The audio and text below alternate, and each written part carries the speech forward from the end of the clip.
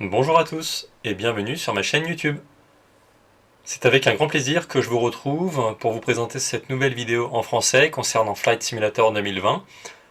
Alors il s'agit plus précisément d'une vidéo qui aborde ce nouvel avion en images qui est prévu prochainement en sortie sur le simulateur. Il s'agit du nouvel Airbus A320 proposé par l'éditeur Phoenix Simulation. Je mettrai comme toujours les liens utiles dans la description de mes vidéos YouTube concernant cet avion, le descriptif et d'autres visuels. En tout cas, le but de cette vidéo est de vous présenter, ou en tout cas que l'on découvre ensemble en images, ce nouvel avion qui semble très prometteur. Je tiens comme toujours à vous remercier pour vos nombreux retours positifs sur mes vidéos et vos encouragements, ça me fait vraiment très plaisir et je suis ravi de vous proposer une nouvelle fois cette vidéo qui, je l'espère, vous plaira et vous sera utile.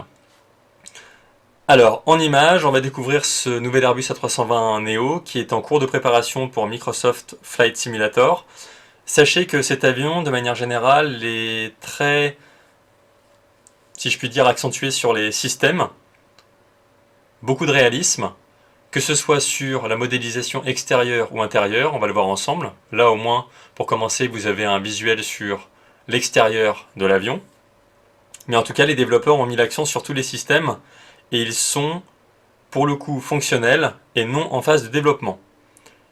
Ça, c'est une bonne chose, et vous allez voir que cet avion est vraiment très représentatif de l'Airbus et qu'on aura au moins une touche supplémentaire par rapport à l'A32NX de Fly-by-Wire.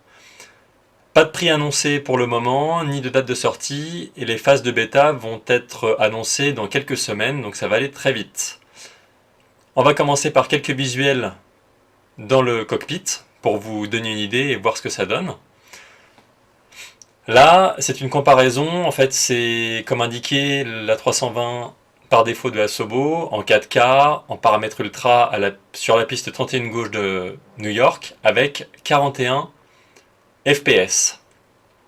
En comparaison, vous allez voir dans un instant, avec l'Airbus A320 de Phoenix Simulation, avec la même résolution, les mêmes paramètres, sur la même piste et le même aéroport, que les FPS sont légèrement supérieurs, donc prometteurs, comme évoqué ensemble. C'est un atout, c'est vrai que depuis la dernière mise à jour, on attend de très bons FPS, et là c'est le cas pour cet avion, il n'est pas gourmand.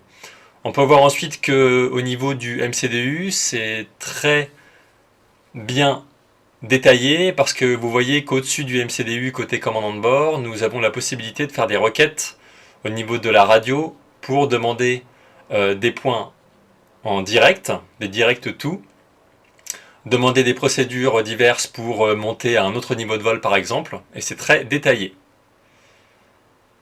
On peut remarquer également, comme vous avez pu le constater, que sur la MCDU, eh bien, la page de performance est très bien détaillée également, et que nous avons vraiment un MCDU digne de ce nom, qui sera complet.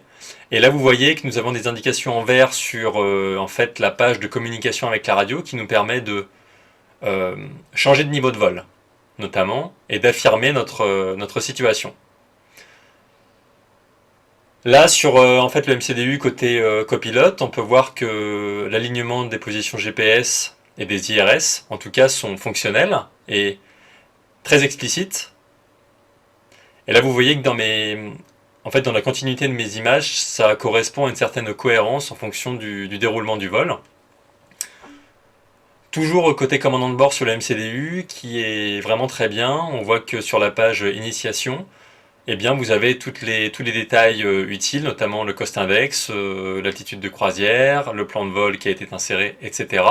À savoir que le plan de vol est propre à l'avion et ne dépendra aucunement du simulateur. Ça, c'est bon à savoir. Là, vous voyez que sur le pédestal, de manière générale, eh bien, on peut avoir un accès tout de même au contrôle des gouvernes de vol. Vous savez, avant d'effectuer le taxi, ou en tout cas le roulage. Très complet, très complet. Au niveau du plan de vol qui est inséré, comme je vous le disais, c'est un plan de vol qui est propre à l'avion, qui sera généré par l'avion. Et en fait, là, vous voyez que c'est très bien détaillé. On a à la fois les indications d'altitude tout à droite et les restrictions au niveau de la vitesse à gauche, avant la barre, avant le petit slash. Ça permet d'avoir un plan de vol hyper bien représenté. Là, au niveau des écrans de navigation, en tout cas pour l'écran de navigation de droite et puis pour le PFD à gauche, on voit qu'en tout cas à droite, nous avons bien le radar terrain qui est actif, avec le fond en bleu, et pour le PFD qui est, pour le coup, bien modélisé, et on voit que les graphismes sont vraiment bien travaillés et hyper jolis. Là, au niveau du... c'est un exemple, mais au niveau de l'approche, on voit qu'on peut sélectionner une approche AirNav, avec un point VIA, et en tout cas, vous voyez qu'on a bien les indications en bas à gauche pour annuler notre sélection ou en bas à droite pour insérer un point, ce qui veut dire qu'on peut vraiment manipuler le MCDU comme bon nous semble. Là encore une fois c'est une autre manipulation propre à l'avion, interne à l'avion, c'est vraiment extraordinaire. Ça permet en fait de demander des rapports d'observation météo, que ce soit le METAR ou alors des TAF, des rapports de prévision météo, qui apparaissent sur le MCDU et qui nous permettent d'avoir un regard sur les conditions météorologiques de là où on veut aller. Ensuite, petite parenthèse vraiment intéressante, c'est que sur l'écran de navigation à droite, on voit que nous avons la petite flèche blanche qui descend, ce qui potentiellement peut nous laisser penser qu'il y aura une procédure de descente managée, comme sur Airbus, mais au moins de pouvoir avoir une procédure VNAV.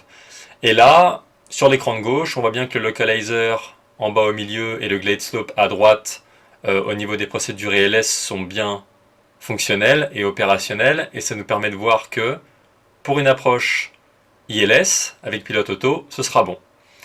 Quelques visuels qui sont en fin de vidéo pour vous montrer vraiment la beauté de cet avion. En tout cas, comme je vous le disais, là c'est une vidéo vraiment très rapide et ça me permet de vous présenter ce nouvel avion qui va arriver prochainement. Comme je vous le disais, pas de date de sortie, pas de prix fixe annoncé pour le moment. On voit que les graphismes sont vraiment superbes. On attend ça avec impatience, ça permettra de comparer avec Fly-by-Wire. Et pour information, sachez que la phase de bêta est pour le moment fermée, mais qu'une bêta test sera très prochainement ouverte et nous permettra d'en découvrir davantage sur cet avion. Voilà, donc c'était un tour assez rapide. Ce qu'il faut retenir, c'est que c'est un avion qui sera potentiellement payant, graphiquement très beau, très axé sur les systèmes et le pilotage de manière générale, beaucoup de réalisme, vraiment très proche de la réalité. On aura vraiment un service de communication à la pointe de la technologie entre les pilotes et les contrôleurs. Comme vous avez pu le constater, on peut d'ores et déjà communiquer avec eux pour valider un point direct, changer de niveau de vol, et tout ça directement via le MCDU. Et pour les livrets, l'éditeur en fournira, bien entendu, avec l'avion, lors de sa disponibilité. On pourra en fait télécharger des livrets directement avec l'avion. Ce sera directement inclus avec l'avion. Voilà. Donc j'espère que ça vous aura plu. C'était une vidéo assez rapide, mais ça vous permet d'avoir une idée sur cet avion. En tout cas, ce fut un plaisir de vous présenter cette vidéo qui, je l'espère, vous plaira. Voilà, avec quelques screenshots en fin de vidéo, vraiment sublimes. Graphiquement, on est quand même sur un autre niveau et vraiment c'est prometteur. Merci à tous, portez-vous bien, prenez soin de vous, faites de bons vols sur Flight Simulator et à très vite tout le monde. Ciao!